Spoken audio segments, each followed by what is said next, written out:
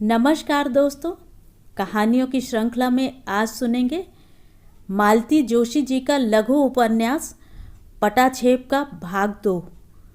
लेकिन उससे पहले मेरा आपसे विनम्र अनुरोध है कि अगर मेरे द्वारा सुनाई हुई कहानियाँ आपको अच्छी लगती हैं तो मेरे चैनल को सब्सक्राइब ज़रूर करें, लाइक करें और अपने दोस्तों और परिचितों में शेयर भी करें। बेल आइकन दबाना बिल्कुल भी ना भूलें। आज सुनिए पटाछेप भाग 2। दीदी, मैंने सिर उठाकर देखा। छवि मेरे पीछे खड़ी थी। आप हो आइए दीदी, पीयूष को मैं संभाल लूँगी। अब उतना बुखार भी नहीं। नहीं, रहने दे, अब इच्छा नहीं हो रही, मैंने रुंधे गले से कहा। अपने लिए ना सही, लेकिन लड़कियों के लिए तो आपको जाना होगा, आपको मेरी कसम है। और इतना कहकर ही वह रुकी नहीं। कंघी लेकर खुद उसने मेरा जूड़ा बनाया। मैं मुंह हाथ धोकर आई, तब तक उसने मेरे लिए अपनी कोटा जरी की साड़ी, शॉल सब कुछ निकाल कर रख दिया था। मन ही मन उबलती रही मैं। यही बात वह पहले भी तो कह सकती थी, तब इतना नाटक तो ना होता। अब अपनी भलमनसाहट दिखाकर जैसे मुझे शर्मिंदा करना ही उसका उद्देश्य था। लड़कियों की उदासी का ख्याल न होता तो उसके सारे अनुग्रह ठुकराकर घर में बैठी रहती। मैं कहीं नहीं जाती। अपने बच्चों की खुशी देखने जा रहे थे हम लोग, और शक्लें ऐसी बना ली थी जैसे मातम पुरसी पर जा रहे हों। वहाँ भी यह गुमसुम बने रहे। जब स्टेज पर अध्यक्ष का भाषण हो रहा था तब इन्होंने पहली बार मुंह खोला। पहले से पता होता कि इतनी देर हो जाएगी तो शर्मा जी की नीलू से कहे आते, छवि के पास बैठ लेती थोड़ी देर। इतना बुरा लगा, यहाँ बैठे हुए भी घर की ही बात सोच रहे हैं। कार्यक्रम समाप्त होते ही मैंने कहा, आप घर चलिए, मैं बच्चों को लेकर स्कूल बस से आ जाऊंगी। पहले से जो पता होता तो घर में इतना महाभारत क्यों मचाती। अपनी मर्जी से आती और चली जाती। मैं इनामों से लदी फंदी लड़कियों को लेकर घर पहुंची तब यह ड्राइंग रूम में बैठे पढ़ रहे थे। हमें देखते ही बोले, 1 मिनट प्लीज़।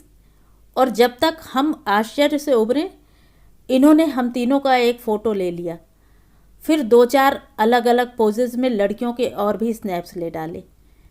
पिछले साल यह कैमरा सुशील ने भेजा था। विशेष अवसरों पर इसका उपयोग कर लेते थे हम लोग।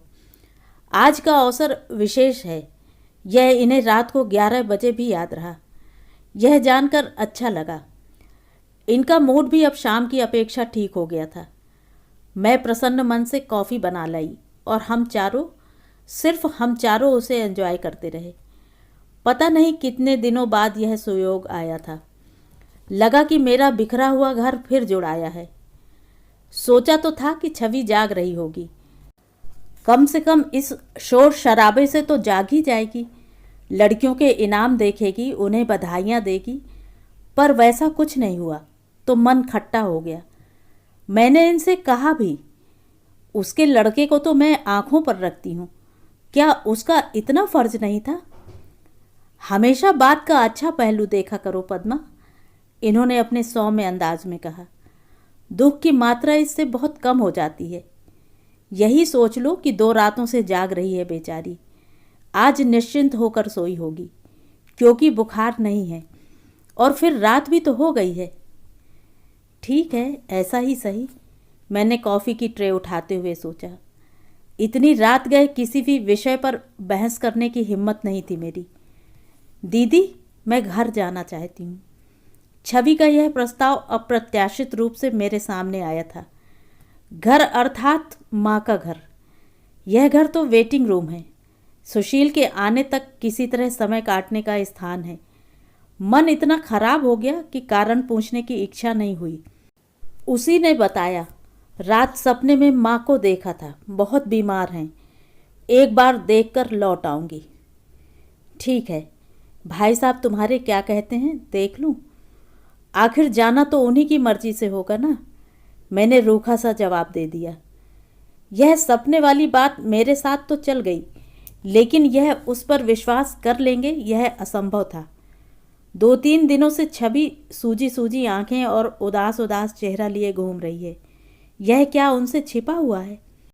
मुझे तो डर था उसके इस आकस्मिक निर्णय का दोष मुझ पर न थोप दिया जाए, पर वैसा कुछ नहीं हुआ। इन्होंने बड़ी शांति से अपनी स्वीकृति दे दी और मैंने राहत की सांस ली। मैं भी कुछ दिनों के लिए जरा निश्चिंत होकर रहना चाहती थी।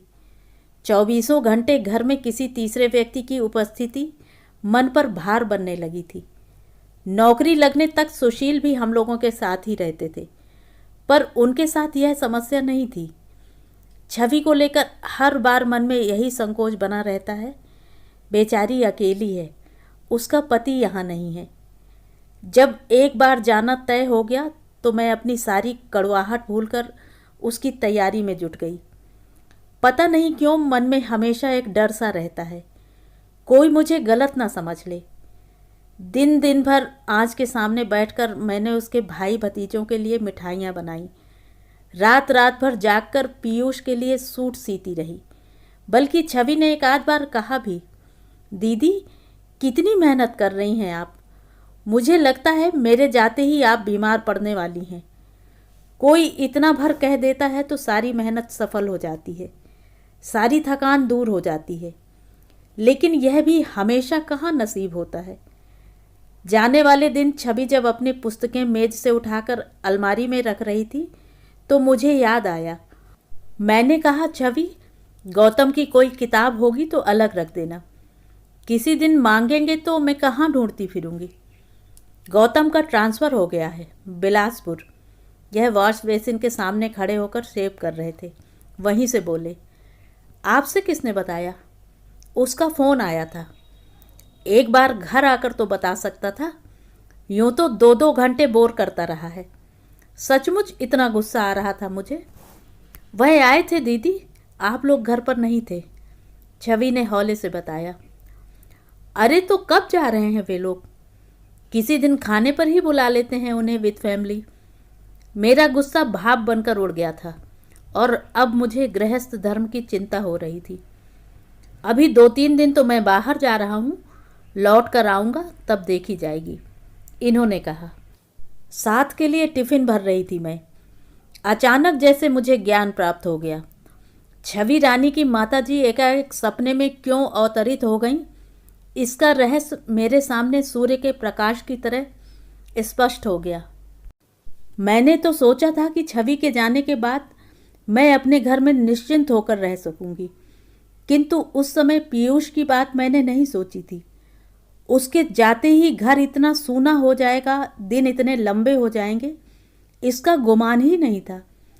लड़कियां खा पी कर स्कूल चली जाती तो एकांत जैसे मुझे लीलने को दौड़ने लगा। अजीब अजीब आवाज़ें मेरा पीछा करने लगती। कभी लगता झूले में पीयूष कुनमुना रहा है और मैं दौड़कर उसे उठाने जाती, तब खाली झूला मेरा मुंह चिढ़ाने लगता। कभी लगता छवि सिरहाने खड़ी होकर कह रही है, दीदी चाय ले लीजिए। सिर उठाकर देखती हूँ तो सिर्फ घूं घूं करता सीलिंग फैन ही नजर आता।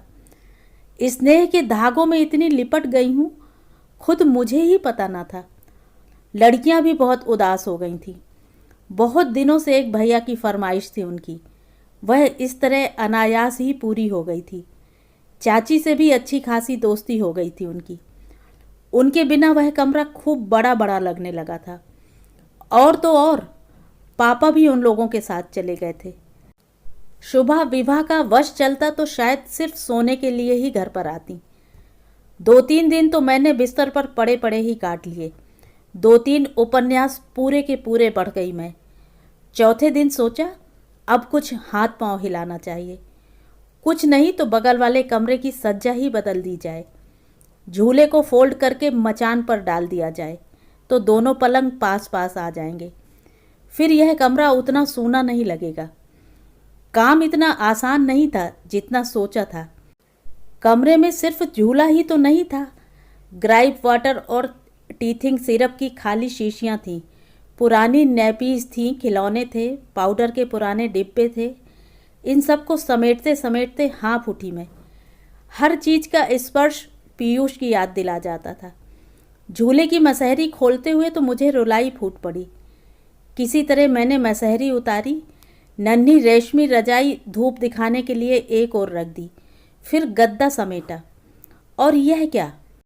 गद्दा और दरी के बीच में एक सफ़ेद कागज़ पड़ा था, मुड़ा तुड़ा सा। बहुत पुरानी सी आदत है यह। कागज़ का कोई भी टुकड़ा मिले मैं पढ़े बिना नहीं रहती। माँ के राज्य में सिर्फ कल्याण आता था। दैनिक अखबार भी हमारी नज़रों से दूर रखा जाता था, क्योंकि अक्सर उसमें भी चटपटी खबरें होती थीं। तब बाजार से जो भी सौदा आता, हम तत्परता से उसे खोलने बैठ जाती। असली आकर्षण होता था उस कागज़ में जिसमें यह सौदा आया था। इन अखबारी कागज़ों ने हमें फिल्मी दुनिया की सैर कराई है, चुटकुले सुनाए हैं, बलात्कार और आत्महत्याओं की चटपटी खबरें सुनाई हैं।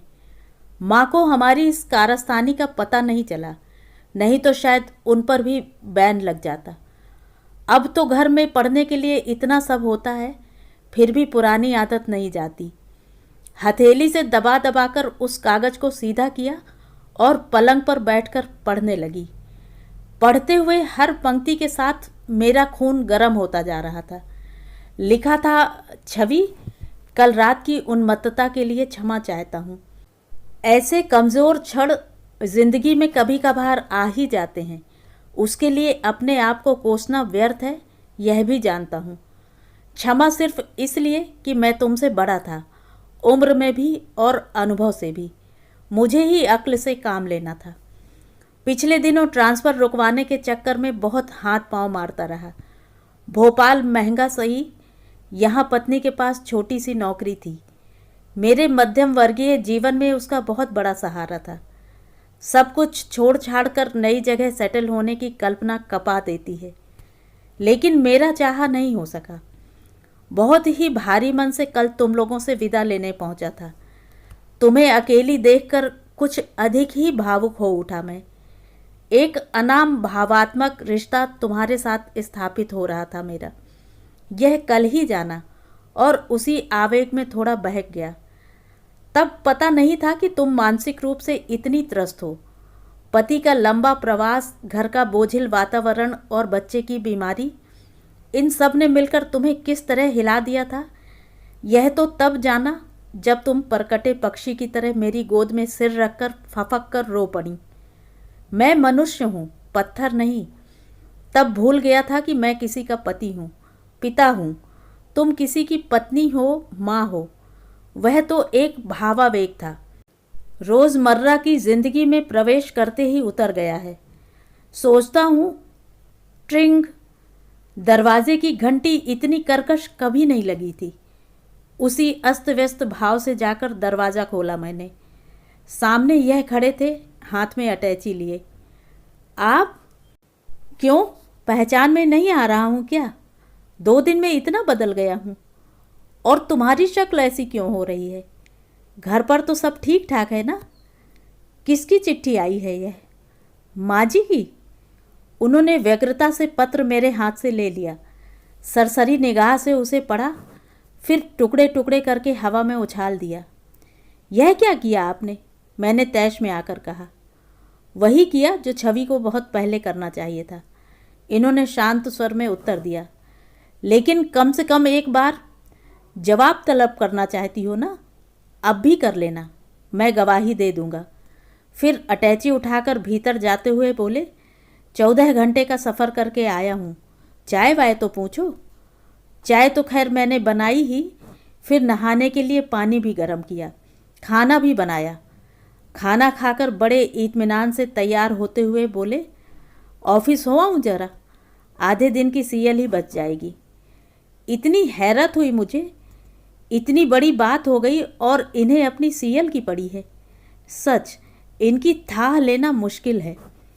शाम को दफ्तर से लौटे तो लड़कियां घेर कर बैठ गईं। पापा, हमारे लिए क्या लाए? अरे, मम्मी ने क्या अब तक तुम्हें बताया नहीं? फिर भीतर आकर बोले, मेरी अटैची अभी तक बाहर ही पड़ी है पद्मा, ड्राइंग रूम में। ऐसी क्या नाराज़गी है भाई? फिर डाइनिंग टेबल पर सारा सामान खोलकर बैठ गए। दाल मोठ पेठे के 5-6 पैकेट थे, अलग अलग प्रकार के। गुड़िया थी, खिलौने थे, साड़ी और मीनाकारी चूड़ियाँ थीं, पुस्तकें थीं। वह इत्मीनान से बैठे समझाते रहे कि कौन सी वस्तु खरीद कर लाए हैं, कौन सी समधी जी ने भेजी है। लड़कियां पास बैठी किलकती रहीं। पीयूष की याद आते ही उन लोगों का गला भराया था, और जब इन्होंने बतलाया था कि वहाँ से चलने पर साथ आने के लिए वह खूब रोया था, तो एक तरह से अच्छा भी लगा था।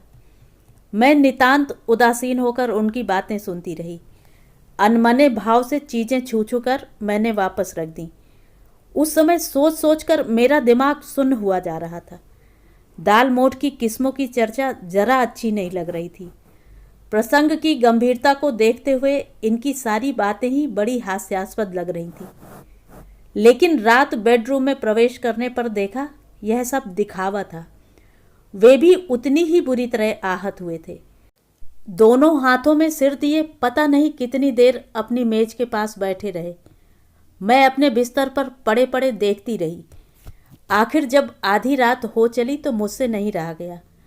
सोएंगे नहीं क्या आज? रात भर के जगे हुए हैं, मैंने प्यार से सिर पर हाथ फेरते हुए कहा। उन्होंने सिर ऊपर उठाया। आंखों में उदासी के गहरे बादल थे। पद्मा, थकी सी आवाज़ में बोले, बड़ी उलझन में फंस गया हूँ। आज दफ्तर में भी ज़रा मन नहीं लगा। निरंतर वही एक बात सोच रहा हूँ। हमारे सोचने विचारने से बीते क्षण लौट तो सकते नहीं, फिर परेशान होने से फ़ायदा? मैंने कुछ कहने की गरज से कहा। एक बात मेरे मन में आई है पद्मा। क्या? हमें भूल जाना होगा कि इस तरह का कोई पत्र हमने देखा था। कर सकोगी इतना? वाह, इतनी देर सोचकर यही हल निकाला है। यह कोई बहुत मुश्किल काम है पद्मा। इससे क्या होगा? मैंने वहीं पास एक स्टूल पर बैठते हुए रूखी आवाज़ में कहा। क्या होगा यह तो नहीं कह सकता, परंतु याद रखने में दुख ही दुख है, इतना जानता हूँ। छवि को अगर किसी दिन पता चला तो वह कभी हमारे सामने सिर नहीं उठा सकेगी। सुशील अगर जान गया तो जिंदगी भर सुख की नींद नहीं सो सकेगा। इतना बड़ा अन्याय मुझसे तो नहीं हो सकेगा। न्याय अन्याय तो मैं जानती नहीं, लेकिन अगर मेरे भूलने से छवि का कलंक दूर हो जाता है तो यही सही। मेरे मन में धीरे धीरे रोष उफनने लगा था। यह कलंक वलंक कहाँ की बातें ले बैठी तुम? Hush, it is all humbug. मैं छवि का पक्ष नहीं ले रहा पद्मा, लेकिन उसे कटघरे में रखने से पहले एक बार सोचो। क्या तुम विश्वास के साथ कह सकती हो कि सुशील वहाँ एकदम सन्यासी बना हुआ है? इतने स्वच्छंद समाज में, इतने सारे प्रलोभनों के बीच उसका मन एक बार भी नहीं डोला होगा। क्या तुम दावे के साथ कह सकती हो? उनके तमतमाए चेहरे को एकटक देखते हुए मैंने बस इतना कहा। काश छवि सुन पाती। आप कितनी अच्छी पैरवी कर रहे हैं उसकी। मेरे व्यंग से मर्माहत होते हुए उन्होंने कहा, मैं किसी की पैरवी नहीं कर रहा। मैं सिर्फ इतना जानता हूँ कि देश हो या विदेश, मर्द हो या औरत, अकेलापन सबको एक सा सालता है। यह मैं किसी और के अनुभव की बात नहीं कर रहा हूँ। वही बात कह रहा हूँ जिसे तुम्हारी साहित्यिक भाषा में भोगा हुआ यथार्थ कहते हैं। अच्छा, यह यथार्थ, यह अकेलेपन का एहसास आपके हिस्से में कब पड़ा? तब जब तुम 3 हड्डियां तोड़वाकर 5 महीने तक अस्पताल में पड़ी थी, जब मैं दफ्तर, घर और अस्पताल में चकर घिन्नी की तरह घूमता था। तुम्हें शायद यह सब इतनी आंत्यतिकता के साथ याद न हो, लेकिन मैं तो नहीं भूल सकता। तुम्हारे साहित्य में संतरास, कुंठा, जो कुछ होता है, सब मैंने उन दिनों अनुभव किया है। घर में रहता तो खाली घर काटने को दौड़ता, क्योंकि माँ जी बच्चों को लेकर चली गई थी। दफ्तर जाता तो सैकड़ों चिंताएं किसी जिद्दी बच्चे की तरह साथ लग जाती। शाम होती तो अस्पताल का रुख करता अपनी स्नेहमयी पत्नी से मिलने, लेकिन वहाँ सामना होता एक बीमार, चिड़चिड़ी, ईर्ष्यालु औरत से। उससे मिलने की कल्पना से ही मन कांपने लगता। हॉस्पिटल के फाटक पर पहुंचकर सोचता, उल्टे पैरों भाग जाऊं और किसी पिक्चर हॉल में शरण लूं। प्लीज़ मैंने तड़प कर कहा और उनका मुंह अपनी हथेलियों से बंद कर दिया। वे चुप हो गए, अपने हाथों में मेरे हाथ लेकर धीरे धीरे सहलाते रहे। फिर मृदु स्वर में बोले, बहुत बुरा लगता है ना उन बातों को याद करना। मैंने उत्तर में पलकें झुका दी। अपने मन का भार हल्का होते ही वे तो प्रगाढ़ निद्रा में खो गए, लेकिन मेरी आंख नहीं लग सकी। अस्पताल के वे दिन किसी दुःस्वप्न की तरह मेरा पीछा करते रहे। रोज की तरह स्टूल पर चढ़कर कपड़े सुखा रही थी। पता नहीं कैसे उलट गया, जमीन पर चित्त गिर पड़ी मैं। और उसके बाद जब होश आया तब मैं अस्पताल में थी। शरीर प्लास्टर में जकड़ा हुआ था। 1-1.5 महीने तो उसी तरह एकदम सीधे लेटना पड़ा था। हिप बोन टूट गई थी। लेटे लेटे पता नहीं कैसे ऊट पटांग विचार आते रहते मन में। जिंदगी भर लंगड़ा कर चलने की कल्पना से मन कांप कांप जाता। डॉक्टर ने इशारा कर दिया था कि हमें 2 लड़कियों पर ही अब संतोष कर लेना होगा। यह बात मन में कांटे सी गड़ती। अपना नारित्व व्यर्थ हुआ जान पड़ता। ऐसे समय इनसे सहानुभूति की, आश्वासनों की अपेक्षा रहती। सारा दिन जैसे सिमट कर 5 बजे की सुई पर केंद्रित हो जाता था। यह नियम से आते थे, घंटों पास बैठे रहते, कुछ घर की कुछ बाहर की सुनाते, अपने हाथों से चाय बनाकर पिलाते, फल काट कर देते। फिर पता नहीं क्यों लगने लगा कि उनके स्पर्श में स्नेह का उत्ताप अब पहले का सा नहीं रहा है। वह मात्र एक रूटीन हो गया है, एक उबाऊ रूटीन। तब इतना असहाय अनुभव करती अपने आप को। हर रोज शाम को किसी की मदद से मैं अपने को संवार लेती और फिर बड़ी हसरत से दर्पण देखती और रोना आ जाता। तब अपनी सारी खीज मैं इन पर ही उतारती। पता नहीं कैसे कैसे उपालंभ देती। उस समय यह भी याद नहीं रहता कि मैं अस्पताल के जनरल वार्ड में पड़ी हूँ। अपने पैरों चलने वाला हर व्यक्ति मेरी ईर्ष्या का पात्र था। हर सुंदर औरत मुझे जहर लगती, खासकर मिसेस कश्यप। पड़ोसी थे वे लोग। इस नाते जितना बन सकता था मदद कर देते थे। यह होटल में खाते थे, फिर भी यदा कदा कुछ ना कुछ बनाकर वह भेजती रहती थी। मेरे पास हर तीसरे चौथे दिन आकर बैठती थी मिसेस कश्यप। कभी कपड़े बदलवा देती, कभी कंघी कर देती। कई बार मैंने उनसे चिट्ठियां भी लिखवाई हैं। पर इन सब के लिए कृतज्ञ होना तो दूर, मैं मन ही मन द्वेष से धधकती रहती थी। अभी उस दिन मिसेस कश्यप आई थी मिलने। गोल गप्पे सी फूल गई हैं और बालों में भी सफ़ेदी झांकने लगी है। यह सोचते हुए भी शर्म आती है कि उन्हें देखकर बहुत संतोष हुआ, राहत मिली। अस्पताल से लौटते हुए यही एक बीमारी साथ ले आई हूँ मैं। जिस व्यक्ति से मन ही मन द्वेष करती हूँ उसे दुखी देखकर संतोष होता है। इनके बॉस की एक बड़ी प्यारी सी लड़की थी, रूप ऐसा कि आंखें टिकी रह जाएं। उतने ही संपन्न घराने में ब्याही गई है। पिछले साल सुना कि उसे कैंसर हो गया है। सुनकर दुख होना चाहिए था, पर नहीं हुआ। और मैं एकदम अपने बिस्तर पर उठ बैठी। अपने मन को खूब ठोक बजाकर देखा। कल वाली बात से मन को दुख कितना सा हुआ था, बल्कि बहुत गहरे एक तृप्ति का एहसास हुआ था। छवि की कच्ची उम्र, उसका दूधिया रंग, उसका आकर्षक व्यक्तित्व, उसका भरा पूरा परिवार, विदेश जाकर ट्रेनिंग लेने वाला उसका पति, यहाँ तक कि नन्हा पीयूष भी, सभी को लेकर मन में एक सूक्ष्म ईर्ष्या सी थी। उस पत्र के रूप में मेरे हाथ में एक ट्रम्प कार्ड आ गया था जो पल भर में उसे निष्प्रभ कर सकता था। उस महत्वपूर्ण दस्तावेज के टुकड़े टुकड़े कर देने से ही क्या बात समाप्त हो जाती है। अपने मन में इतना बड़ा चोर छिपा होता है और कभी कभी अपने को ही पता नहीं चलता। मेरे मन में एक बात आ रही है। सुबह चाय का पहला घूंट लेकर इन्होंने शुरुआत की। क्या अगर सुशील को बहुत असुविधा ना हो तो कुछ दिनों के लिए छवि को उसके पास भेज दें।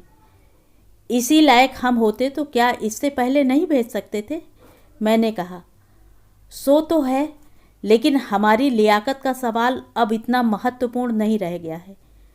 इस समय तो सोचना यह है कि वियोग की उनकी अवधि इतनी लंबी न खिंच जाए कि मिलने की संभावनाएं ही समाप्त हो जाएं। व्यवस्था तो मुझे कुछ न कुछ करनी ही है, सिर्फ तुम्हारी राय जानना चाहता था। मैं चुप बनी रही। क्या सोच रही हो? सोच रही हूँ कि यह दंड है या पुरस्कार, मैंने संक्षिप्त सा उत्तर दिया। इनका चेहरा अचानक तमतमा आया। कुछ सख्त लहजे में बोले, पद्मा, हम लोगों ने तय किया था कि हम सब कुछ भूल जाएंगे। हम लोगों ने तय कुछ नहीं किया था, सिर्फ आपने प्रस्ताव भर किया था। और किसी भी ऐसी वैसी बात को भुलाना इतना आसान नहीं होता, कम से कम मेरे लिए नहीं है। मैं आप लोगों की तरह अल्ट्रा मॉडर्न नहीं हूँ, रूढ़िवादी ही सही, लेकिन संस्कारी मन है मेरा। इतनी सी बात कहते हुए भी मैं हाँफने लगी थी। और तुम्हारे संस्कार, तुम्हारी रूढ़ियाँ, तुम्हारी मान्यताएं दैहिक संबंधों पर आकर समाप्त हो जाती हैं। तुम्हारे लिए पवित्रता का मापदंड सिर्फ शरीर है, लेकिन इस हाड़ मांस से बने शरीर से परे भी एक वस्तु है, मन। उसके लिए कभी सोचा है? एक असाधारण आवेश में इतना सब कुछ कह जाने के बाद यह क्षण भर को रुके, शायद मेरे उत्तर के लिए। फिर गंभीर होकर बोले, मैं ठीक तुम्हारी तरह एकांगी होकर नहीं सोच पाता, यही तो मुश्किल है। यह अनुभवहीन लड़की 2 साल से पति की प्रतीक्षा में आंखें बिछाए बैठी है, उसके पत्रों पर जी रही है। यदि उसके हाथ से एक प्रमाद हो भी गया तो मैं उसे अक्षम्य अपराध नहीं मान सकता। आखिर हम लोग उन्हें भी तो क्षमा कर देते हैं जो मन कहीं और रखाते हैं और साल दर साल दाम्पत्य का नाटक किए जाते हैं। यह किसके लिए कह रहे हैं आप? मैं करीब करीब चीख पड़ी। बगल वाले कमरे में होमवर्क करती हुई लड़कियां दौड़ी आईं और भयचकित नज़रों से हमें घूरने लगीं। अपने आवेग पर लज्जित होकर मैंने सिर झुका लिया। कहो बेटे राम, क्या तकलीफ है आपको? इन्होंने हंसते हुए पूछा। तो वे धीरे धीरे अपने कमरे की ओर लौट गईं, लेकिन उनकी आंखों में तिरता हुआ संदेह साफ झलक रहा था।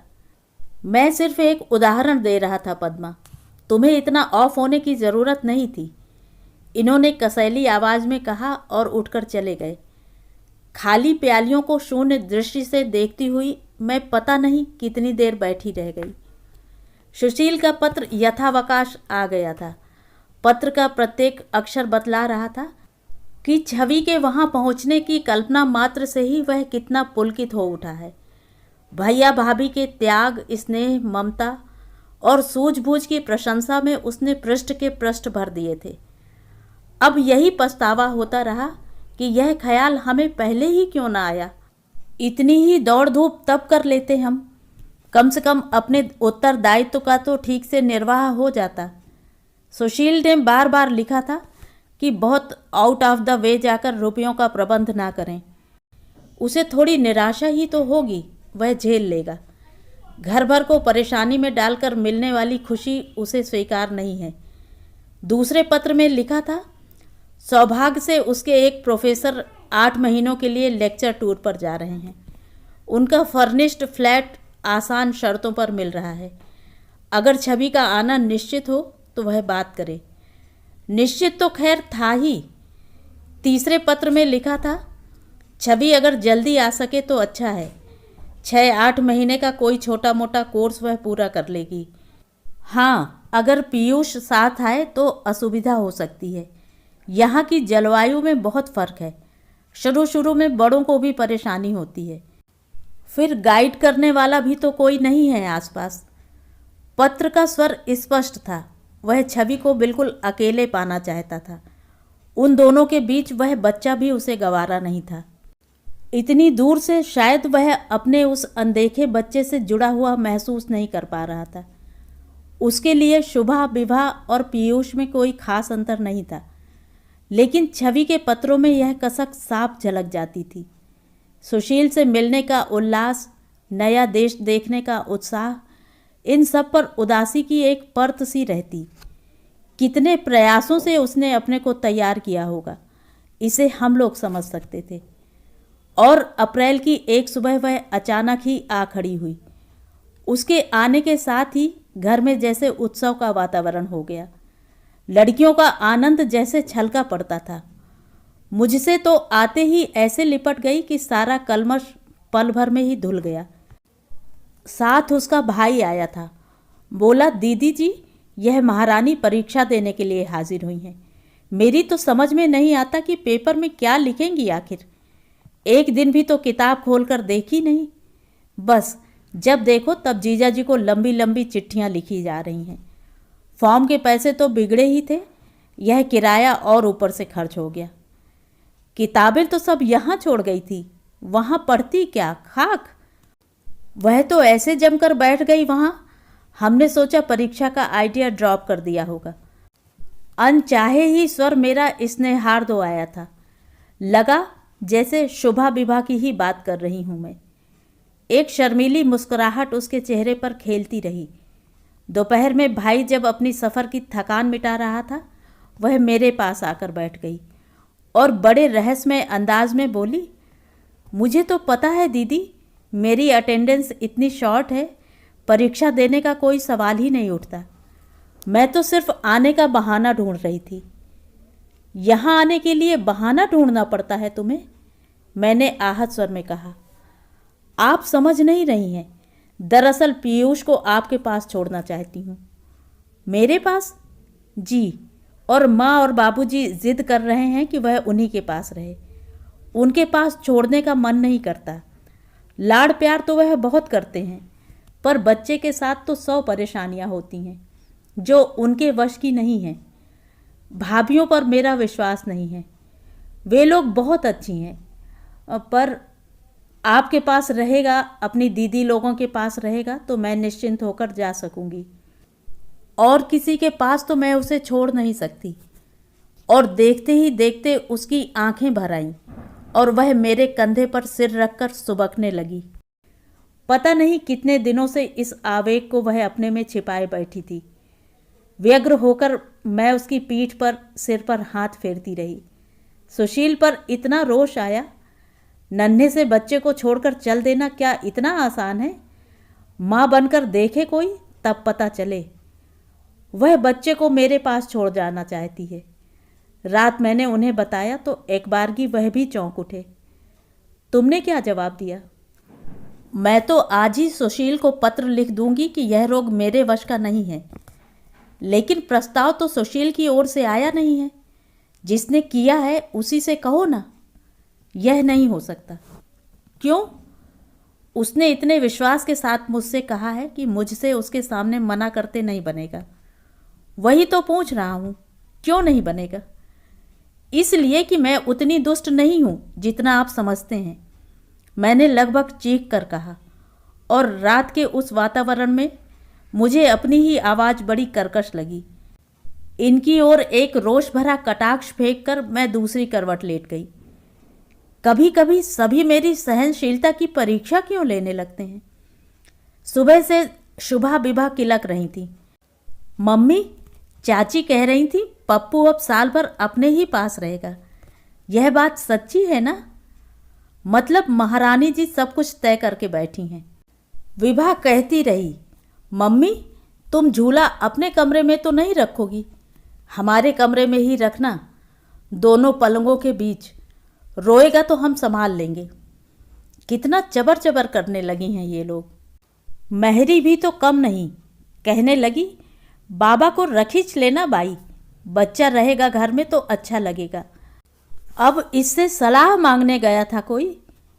और तो और श्रीमान जी भी खा पी कर मज़े से आराम कुर्सी पर बैठे झूल रहे थे। 11 बज रहे थे। बच्चे स्कूल चले गए थे। छवि भाई के साथ टाइम टेबल देखने कॉलेज गई थी। सोचा था सबके जाने के बाद पत्र लिखूंगी इत्मीनान से। कागज पेन सब सजाकर बैठी थी और इनके दफ्तर जाने की राह देख रही थी। लेकिन इन्होंने कपड़े तक नहीं बदले थे। जाना नहीं है आज? मैंने चिढ़कर कहा। आज छुट्टी ले ली है। किस खुशी में? ऐसे ही।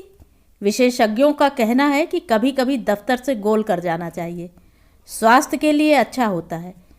फिर कभी कभी तुम्हारे साथ अकेले में बातें करने की भी इच्छा होती है। हार कर मैं मेज के पास से उठी और एक कुर्सी खींचकर उनके सामने जा बैठी और बोली, कहिए क्या बात करनी है। कोई खास बात नहीं है, तुम काम कर लो अपना। चिट्ठी लिख रही थी ना? किसे? सुशील को? लिख लो ना, फिर बात करेंगे। आपके सामने नहीं लिख पाऊंगी। क्यों? इतनी प्राइवेट चिट्ठी है? मजमून तो शायद रात को तुमने बता ही दिया था। मजमून वह नहीं है जो आप समझ रहे हैं।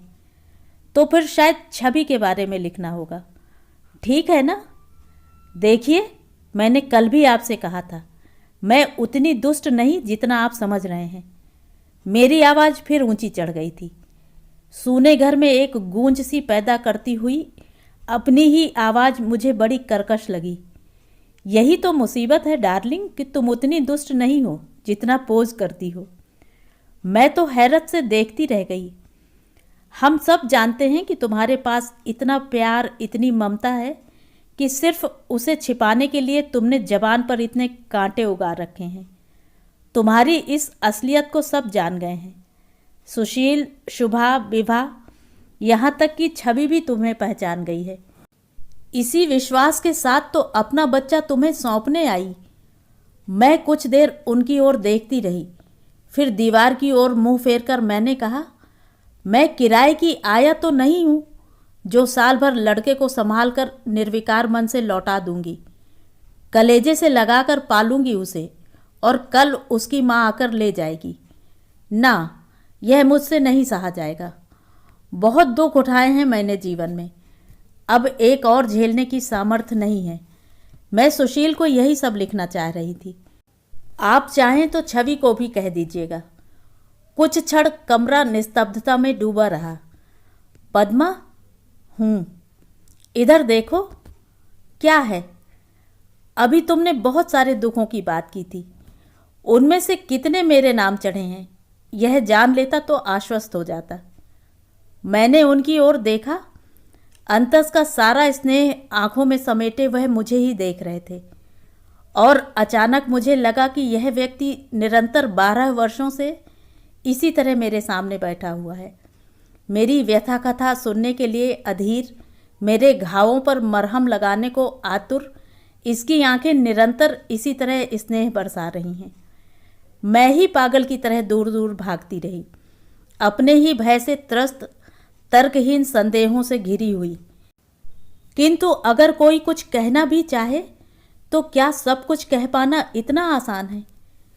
कुछ कहने को फड़फड़ाए मेरे होंठ और फिर स्थिर होकर रह गए। उन्हें ही फिर कहना पड़ा। अच्छे बुरे क्षण तो सभी के जीवन में आते हैं, लेकिन उन्हें कोई यूं अपने साथ नत्थी नहीं कर लेता। तुम्हारे साथ मुसीबत यह है पद्मा कि तुम भूलती कुछ भी नहीं हो, इसीलिए मन पर एक भार सा बना रहता है। एकदम खींच उठी मैं। पल भर पहले तरल हो आया मन एकदम फूतकार उठा। समझते क्यों नहीं आप कि हर दुख क्षणजीवी नहीं होता। कोई आघात ऐसा भी होता है जो अपनी कसक छोड़ जाता है। कई घाव ऐसे होते हैं जो अपने व्रण के कारण जीवन भर याद रहते हैं।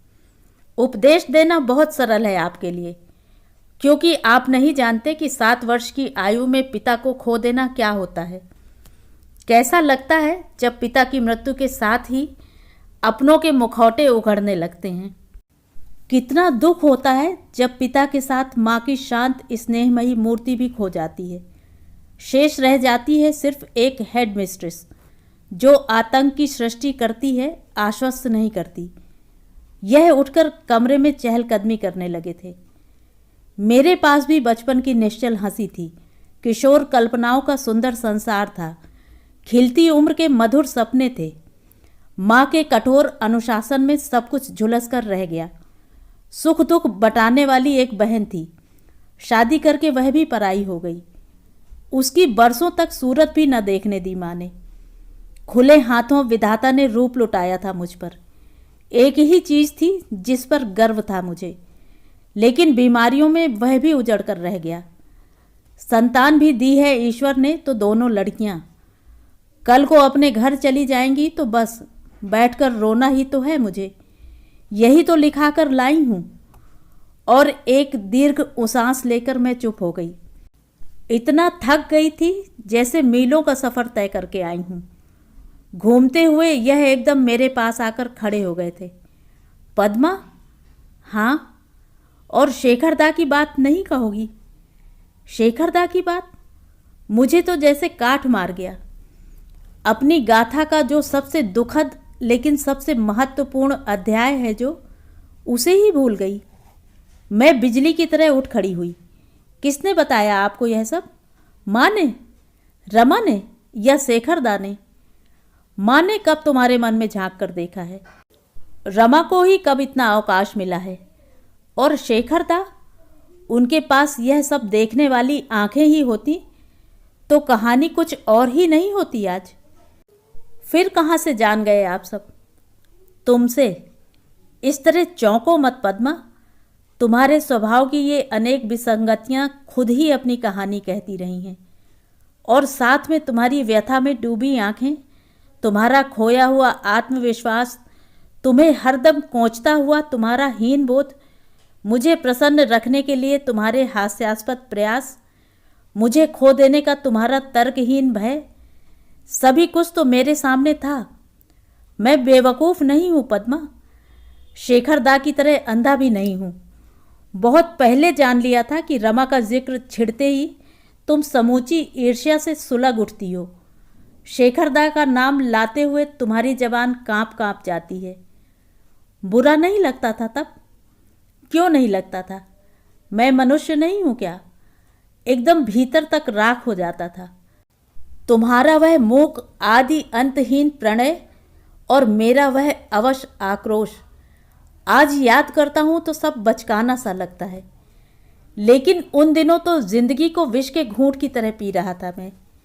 आज तक उसका स्वाद जबान पर है, और इसीलिए चाहा था, मन की गहराइयों से चाहा था कि सुशील को यह जहर न पीना पड़े। सभी लोग मेरी तरह पुख्ता दिल नहीं होते। इतना सब होते हुए भी सारा आक्रोश चुपचाप मन में समेटे रहे। क्यों? क्यों इतनी करुणा की मुझ पर? मैंने रूंधे गले से प्रश्न किया। क्योंकि तुम मेरे बच्चों की माँ थी, तुमसे ही मेरा घर था, और अपने घर को मैं बिखरते नहीं देख सकता था। घर का टूटना बच्चों के लिए क्या होता है, यह मैंने तुम्हें देखकर सीखा था। अपनी सारी पृष्ठभूमि के साथ इतनी निरीह लगती तुम कि कभी कठोर कुछ कह भी जाता तो फिर देर तक पछताता रहता। मैंने तुम पर कोई उपकार नहीं किया है पद्मा। मैं शायद सब कुछ इसीलिए एडजस्ट करता रहा कि अपने समस्त गुण दोषों के साथ भी तुम मुझे अच्छी लगती रहीं। शायद इसी को प्रेम कहते हैं। कमरे के वातावरण में एक उमस सी भर गई थी। मैंने पंखा फुल स्पीड पर खोल दिया, फिर खिड़की के पास खड़ी होकर बड़ी देर तक खुली हवा में सांस लेती रही। यह धीरे धीरे तैयार हो रहे थे। कहीं बाहर जा रहे हैं? हाँ, आरटीओ ऑफिस जाऊंगा, ज़रा लाइसेंस रिन्यू कराना है। मैं समझ गई। उतनी बड़ी बात कह जाने के बाद कमरे की उमस उन्हें भी व्याप गई थी। जाने से पहले एक बात सुनेंगे? कहो, उन्होंने जूतों के तस्मे बांधते हुए जवाब दिया। विश्वास कर सकेंगे? कहो तो। बहुत पहले मैंने एक सपना देखा था। कच्ची उम्र में सभी लड़कियां इस तरह के सपने देखती हैं। तब लगता है जीवन का संपूर्ण सत्य यही है, बाकी सब शून्यवत है। इस उम्र के सपने ऐसे सर्वव्यापी ही होते हैं। पता नहीं कितने सालों तक उसे अपने गले का हार बनाए रही। फिर जानते हैं क्या हुआ? सुशील की शादी में उन्हें इतने दिनों बाद देखा और आवाक रह गई। क्या यही है वह अलौकिक व्यक्तित्व जिसके लिए मैं मीरा बनी हुई थी? यह नितांत साधारण व्यक्ति रमा का पति भर हो सकता है, आलोक का पिता हो सकता है। मेरा स्वप्न पुरुष फिर कहाँ खो गया? हैरान थी मैं। कैसा लगा था तब? बहुत दुख हुआ? नहीं, एक रीतेपन का एहसास भर हुआ, बस। कितना आश्चर्य है ना? वे उठकर मेरे पास आए, दोनों कंधों पर हाथ रखते हुए बोले, इसमें आश्चर्य तो कुछ भी नहीं है। जीवन में कितनी ही चीज़ें तुम्हारे हाथों से फिसलती रही हैं, उनमें एक नाम और जुड़ गया। सिर्फ एक बात याद रखो पद्मा, कि सब कुछ खो जाने के बाद भी तुम देखोगी कि मैं तुम्हारे पास हूँ, हमेशा से था। It is a promise. और यह अंतिम बात कहते कहते उनकी आवाज़ भारी हो आई थी। मैंने हौले से उनके हाथ हटाते हुए कहा, बाहर जा रहे थे ना आप? सो तो जा रहा हूँ। वह चलने को हुए और फिर जैसे कुछ याद आ गया उन्हें। दरवाजे के बाहर से बोले, सुबह आलोक का टेलीग्राम आया था, दराज में है, देख लेना। आलोक को तार देने की क्या ज़रूरत पड़ गई? मैंने पूछा, लेकिन तब तक वह जा चुके थे। दराज खोलकर मैंने वह गुलाबी कागज़ निकाला। सफ़ेद पट्टी पर काले अक्षर चमक रहे थे, पापा इज़ नो मोर। तो ये थी कहानी। कहानी आपको कैसी लगी कमेंट करके ज़रूर बताएं।